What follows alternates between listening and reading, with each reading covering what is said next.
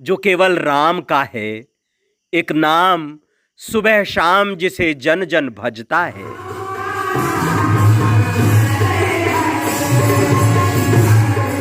चित्रकूट कहें तो भगवान राम का 11.5 साल का वनवास काल, बाबा तुलसीदास की जन्म और कर्म स्थली, गंगा का एक और नाम मंदाकिनी, अत्रि और अनसुईया की साधना स्थली, नल दमयंती की मिलन स्थली, दत्तात्रेय, मारकंडेय, सरभंग, सुतीक्ष्ण आदि परम ऋषियों की निर्माण स्थली।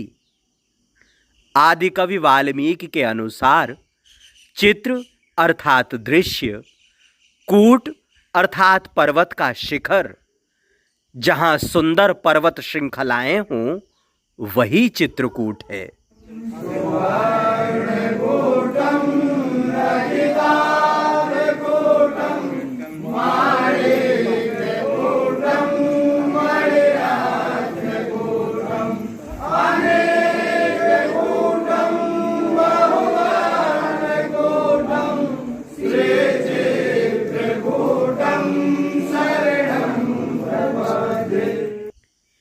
चित्रकूट में एक नहीं कई पर्वत और स्थल हैं जहां देवता और साधु संत निवास करते हैं। चित्रकूट के संपूर्ण दर्शन के लिए अगले वीडियो तक प्रतीक्षा करनी होगी। आज बस कामदगिरि की परिक्रमा करते हैं। कामदगिरि अर्थात हमारी कामनाओं को पूरा करने वाला पर्वत। इसे ये नाम भगवान श्री राम ने ही दिया था। पहले ये चित्रकूट गिरि था। 11 साल 7 महीने इसके विभिन्न स्थलों पर रहने के बाद जब प्रभु आगे जाने लगे तो इस पर्वत ने उनके पैर पकड़ लिए। आपके रहते यहां तमाम देवी देवताओं की संगत लगती रही। धरती के तमाम तीर्थ यहां आपको प्रणाम करने आते रहे। ऋषियों का सत्संग होता रहा। अब अकेलापन मुझसे कैसे सहन होगा? या तो आप रुकें या मुझे भी साथ ले चलें। है न ये जड़ और चेतन के संग साथ की अकथ कहानी। जब चित्रकूट पर्वत द्रवित हो रहा था तब भला राम कैसे नहीं पिघलते। पूरे मन से उन्होंने आशीर्वाद दिया, मैं हमेशा हमेशा यहीं निवास करूंगा। तुम्हारी परिक्रमा मेरी ही प्रदक्षिणा कहलाएगी। कामनाओं को पूर्ण करने के कारण अब तुम कामदगिरि कहलाओगे। युगों बीत गए। समय का रथ बिना रुके दौड़ता रहा और राम का वचन निभाने के लिए कामदगिरि हर एक की मनोकामना आज भी पूर्ण कर रहा है। अपनी पीठ पर हमारी इच्छाएं लादे हुए अहर्निश कामतानाथ स्वामी की कृपा बरसा रहा है। रात हो या दिन परिक्रमा के पैर नहीं थकते और ये पहाड़ एक पैर पर खड़े होकर हमारी मनौतियों पर फूल बरसाता रहता है। अपनी अपलक आंखों से हमारा पल पल स्कैन करता रहता है। हमारी मुरादों का बही खाता तैयार करता है। हमारी साध भी देखता है और हमारी साधना भी। पेड़ों और पत्थरों से सुसज्जित इस पहाड़ को साक्षात शिवलिंग और शालिग्राम स्वरूप माना जाता है। जिस पहाड़ पर राम आज भी रहते हैं, जहां विराजे कामतानाथ अपनी बड़ी बड़ी आंखों से हमारा पाप पुण्य निहारते रहते हैं, जब उस गिरि की परिक्रमा करनी हो तो पहले मंदाकिनी के उस घाट पर स्नान अवश्य करना चाहिए, जहां कामदगिरि से निकलकर पयस्विनी और सरयू चुपके चुपके पावन संगम बनाती हैं। जिस घाट में वनवासी राम स्नान करते थे, परिक्रमा के पहले उस राम घाट में डुबकी जरूर लगानी चाहिए। मंदाकिनी इसी विंध्य पर्वत में जन्मी और पली बढ़ी है, लेकिन पुण्याई इतनी है कि इसको चित्रकूट गंगा पुकारता है। मां गंगा, मंदाकिनी गंगा। यूं तो परिक्रमा कहीं से भी शुरू कर सकते हैं, लेकिन मंदाकिनी स्नान करने के बाद सीधे प्रथम मुखारविंद पहुंचना ज्यादा आसान होगा। अब आप सोच रहे होंगे कि ये मुखारविंद क्या होता है और कितने हैं। मुखारविंद है पर्वतराज कामदगिरि का मुख। पूरा पहाड़ अगर विष्णु या शिव का स्वरूप है तो ये मुखारविंद उनके चेहरे हैं। 3 मुखारविंद हैं और 4 दिशाओं में 4 द्वार हैं। प्रथम मुखारविंद में कामता नाथ के मुखमंडल के साथ भगवान राम के दरबार की अद्भुत मनोरम झांकी है। अब जिसे आमतौर पर द्वितीय मुखारविंद कहा जाता है, वो दरअसल सबसे प्राचीन और प्रमुख मुखारविंद है। पहाड़ से ही निकला हुआ कामता नाथ का श्रीमुख। इनके मुख में 7 शालिग्राम हैं। 2 शालिग्राम की प्रतिदिन बाहर निकालकर पूजा होती है, बाकी 5 जब उनकी कृपा होती है तभी बाहर आते हैं, लेकिन आते अवश्य हैं।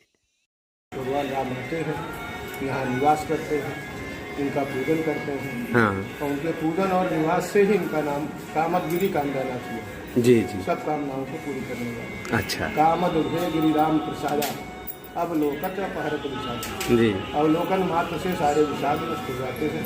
राम का ही मन यहाँ रम गया, रमे राम मन देव जाना। जी जी है ना, तो यहाँ सतत निवास है। हाँ। आज भी भगवान राम यहाँ निवास कर रहे हैं। अच्छा जी। चित्रकूट सब दिन बसत, तुलसीदास जी महाराज का अनुभव दर्शन पाया है ना। चित्रकूट सब दिन बसत प्रभु सिया लखन समेत, जी। राम नाम जप जाप कहीं तुलसी अभिनव लोक। जी। पय हार फय खा फल खाई, जाप करे खटमासी। चित्रकूट के ही लिए लिखा है ना। यहाँ पर साधक लोग हैं, दूध का पान करके, गौ दूध का पान करके और राम नाम जप करके 6 महीने में दर्शन पा ले रहे हैं। अपनी मनोकामनाओं को पूरी कर पा रहे हैं। अर्थ धर्म काम मोक्ष 4 फल देते हैं। उन्हीं के अंतर पे सारी कामनाएं होती हैं संसारी जीवों की, मनुष्य को लेकर के सबको, रंग कोई भी हो जी, तो वो सब पूरा करते हैं जी। तरीके से मान है। प्रायः लोग नहीं जानते कि राम के वनवास काल में कामदगिरि पर्वत में राम का दूसरा ठिकाना कामधेनु अर्थात सुरगऊ धाम था, जो अब अपभ्रंश होकर सुरागऊ हो गया है। यहां देवगाय कामधेनु थी और उसी के दूध से भगवान का भोग लगता था। अब देवताओं की भेजी वो गाय तो नहीं है, लेकिन गाय की वो गुफा अवश्य है। अखंड राम नाम की धुन चलती रहती है। श्री राम जय राम जय जय राम, श्री राम जय राम जय जय राम, श्री राम जय राम जय जय। कामतानाथ भगवान को आज भी भोग गाय के दूध से बने प्रसाद से ही लगता है। तीसरा मुखारविंद सबसे बड़ा है। यहां कामतानाथ स्वामी का चेहरा और आंखें इतनी बड़ी हैं कि नजर हटने का नाम ही नहीं लेती। इन आंखों पर सम्मोहित होकर ही तुलसी बाबा ने लिखा होगा, चित्रकूट चिंता हरण, आए सुख के चैन, पाप कटहि युग 4 के, देख कामदा नैन। इनका दर्शन सबसे सुलभ है, बिल्कुल पास तक जा सकते हैं। ये प्रतिमा भी स्वयंभू है और आशीर्वाद वर्षा करती हुई प्रतीत होती है। ज्यादातर लोग यहां से तेजी से निकल जाते हैं, लेकिन यहां ठहरकर उस परम शांति का तनिक सा प्रसाद लेना चाहिए। इसके बाद 300 मीटर के आसपास और चलेंगे कि 5 किलोमीटर की परिक्रमा पूरी हो जाएगी। हाँ, अगर आपने रामघाट से पद परिक्रमा शुरू की है तो अब तक आप लगभग 7 किलोमीटर चल चुके हैं। कामतानाथ स्वामी के दर्शन के अलावा यहां रास्ते में और भी बहुत कुछ अलौकिक मिलेगा। अगर बारिश और उसके बाद आएंगे तो हरियाली की खूबसूरत चादर ओढ़े कामदगिरि मिलेगा। रास्ते में उछल कूद करते और आपके हाथ से प्रसाद का झोला छीनते बंदर मिलेंगे। आस्था की पावन परिक्रमा दंडवत करती हुई मिलेगी। मेले की शक्ल में लगदग चमकीला बाजार मिलेगा। राम नाम का सुमिरन करते साधु मिलेंगे और कामतानाथ का ध्वज थामे जयकारे मिलेंगे।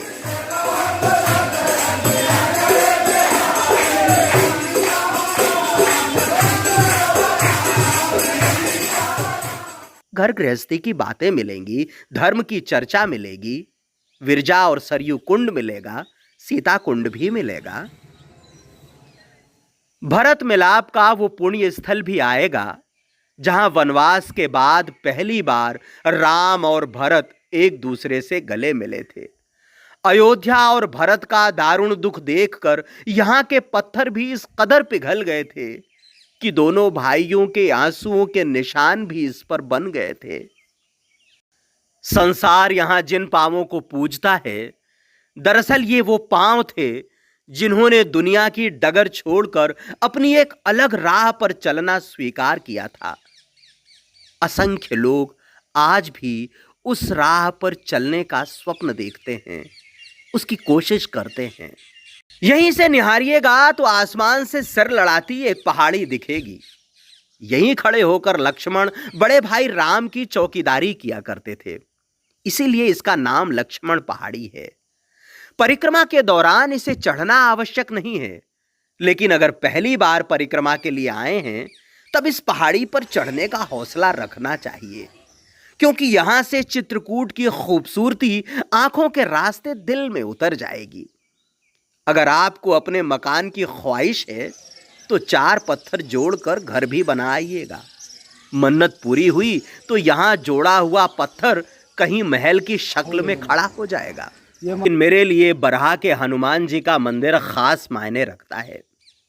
यहीं पर बाबा रणछोड़ दास को हनुमान जी ने साक्षात दर्शन दिए थे। वही बाबा रणछोड़ दास जिन्हें चित्रकूट में सदगुरु कहा जाता है और जिनका ट्रस्ट चित्रकूट के विकास में अपना भरपूर योगदान दे रहा है। साधकों को यह स्थान आज भी सम्मोहित करता है। बरहा के हनुमान मंदिर को कामदगिरी का तीसरा द्वार भी माना जाता है। पे ही गोस्वामी तुलसीदास के हाथ का रोपा पीपल का बिरवा भी मिलेगा। वृक्ष के अवशेष ही बचे हैं, लेकिन तुलसी को याद करने के लिए बहुत हैं। यहीं पर तुलसी को प्रभु राम ने पहली बार दर्शन दिए थे, लेकिन बाबा पहचान न पाए। बाद में पहचाना राम घाट में, वो भी तब जब हनुमान जी ने तोता बनकर तुलसी बाबा को संकेत किया, चित्रकूट के घाट पर भई संतन की भीड़, तुलसीदास चंदन घिसें तिलक देत रघुबीर। ये जो सामने कोठी है ना, गुरु नरहरि के देह छोड़ने के बाद 5 साल तक तुलसीदास यहां गद्दी नसीन रहे। उनकी हस्तलिखित रामचरितमानस के कुछ अध्याय आज भी यहां रखे हुए हैं। कामदगिरी का परिक्रमा पथ जनमेदिनी से उतराता रहता है। चित्रकूट की हर गली में सिर्फ परकम्मावासी होते हैं। मंदाकिनी के हर घाट पर गंगा स्नान करने वालों का मेला होता है। ऐसा लगता है जैसे हर व्यक्ति कामदगिरी की परिक्रमा के लिए ही जा रहा हो।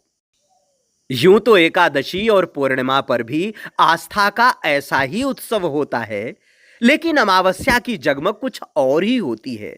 सबसे अलग, सबसे अद्भुत। बांट दिया।